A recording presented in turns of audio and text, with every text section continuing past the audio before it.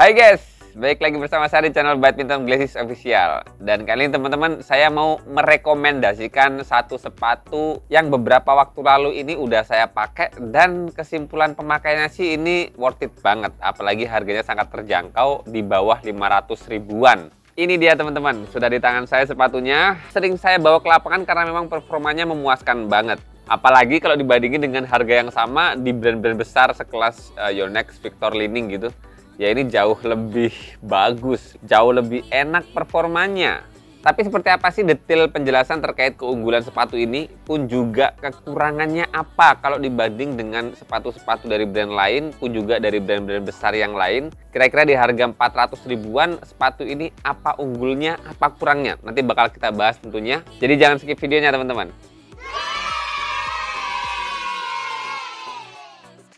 Ya, seperti di opening tadi teman-teman. Jadi ini adalah sepatu dari brandnya RS. Tuh, logonya kelihatan dengan jelas. Ini adalah RS di seri JF LTD 3. Bukan tanpa alasan sih kenapa saya sering bergantian pakai sepatu RS JF LTD 3 ini. Karena memang performanya dipakai main buat saya pribadi sih sangat memuaskan. Di sisi lain, dengan desain yang eye-catching banget di harga 400 ribuan sini, layak banget dibawa ke lapangan. Sangat bisa diandalkan teman-teman. Enaknya bilang sih kalau misalnya saya harus bandingkan dengan sepatu-sepatu dari brand besar ya, dari Yonex, Lining, Victor gitu, misalnya di harga 500 ribuan, ya ini secara feel dipakai main, secara tingkat kenyamanannya, kemantapannya, pun juga ketika kita pakai bermanuver dengan lari-lari cepat mengejar bola, sepatu ini jauh lebih survive teman-teman. Berdasarkan pengalaman itulah yang akhirnya saya bisa bilang sepatu RS di seri GF LTD 3 ini ya sangat recommended banget.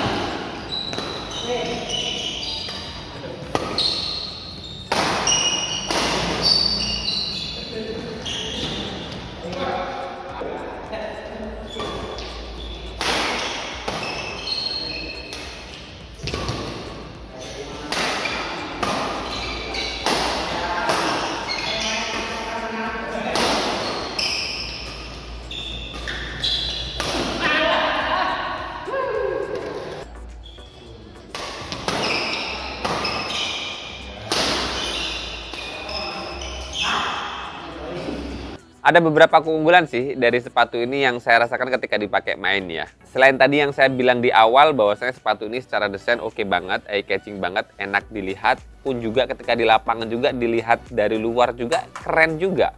Di sisi lain teman-teman, ini kan sepatu ketika saya timbang beratnya tuh cuma 300 gram. Jadi kategori sepatu yang sangat, ya bukan sangat, tapi cukup ringan. Kalau RS sih bilangnya cuma 270 gram, mungkin di nomor yang paling kecil.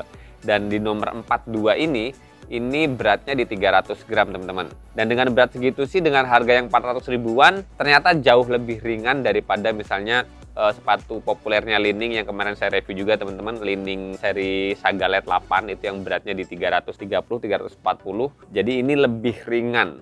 Nah, setelah keunggulan sepatu ini nggak berat ataupun cukup ringan di kelasnya, sepatu ini tuh dikasih tingkat fleksibilitas. Nah, tingkat kelenturan yang saya pribadi sih ngerasainnya pas banget. Ada beberapa sepatu yang lenturnya kelenturan banget. Ada yang sepatu yang kakunya kaku banget. Itu yang saya rasakan di kaki saya. Dan sepatu RS di seri GF LTD 3 ini ketika dipakai main, ketika dirasakan, ini tingkat lenturnya tuh kayak pas gitu.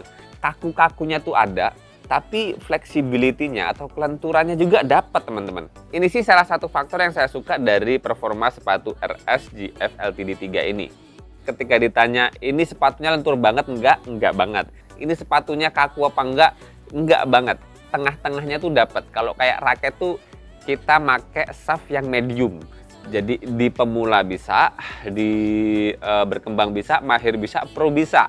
Ya kira-kira gambarannya seperti itu sih. Jadi sepatu RS GF LTD 3 ini ya nggak kaku, nggak lentur, tapi pas. Makanya buat teman-teman yang takut kekakuan, buat teman-teman yang takut terlalu lentur, sepatu ini bisa jadi opsi teman-teman.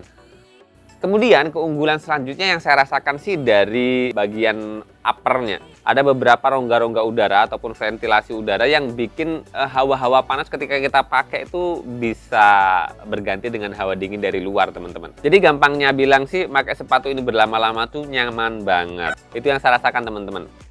Kemudian keunggulan selanjutnya yaitu dari outsole-nya teman-teman. Nah ini outsole-nya. Yang ini di harga 400 ribuan sih super nge-grade buat saya pribadi sih.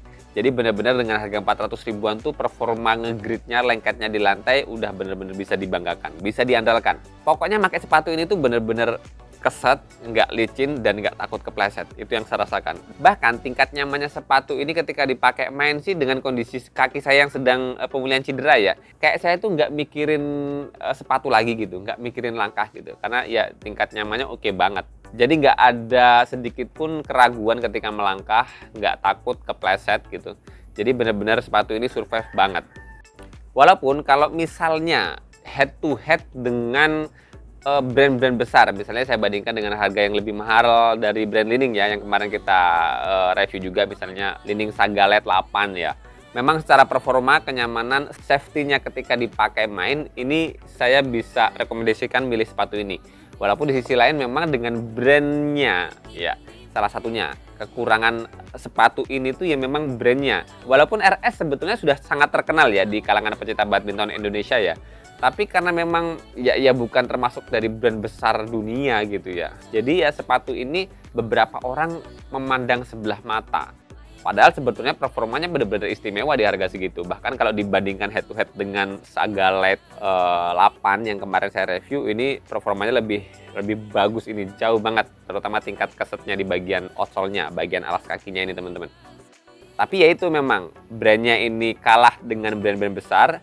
Kemudian di sisi lain memang kalau kita bandingkan dengan Sagalet 8 untuk ketebalan busa, kemantapan bahan yang ada di sepatunya sih memang Li-Ning Sagalet 8 itu kayak lebih unggul di atas ini.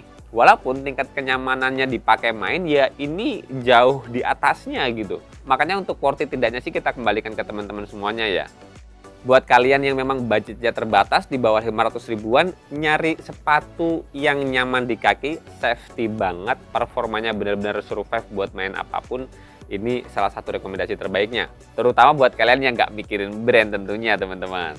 Pokoknya puas banget lah pakai sepatu ini. Oke, sementara segitu dulu teman-teman. Semoga informasi kali ini bermanfaat buat kalian. Jangan lupa terus berolahraga, selalu tepok bulu, sehat selalu, dan sampai jumpa lagi di video selanjutnya.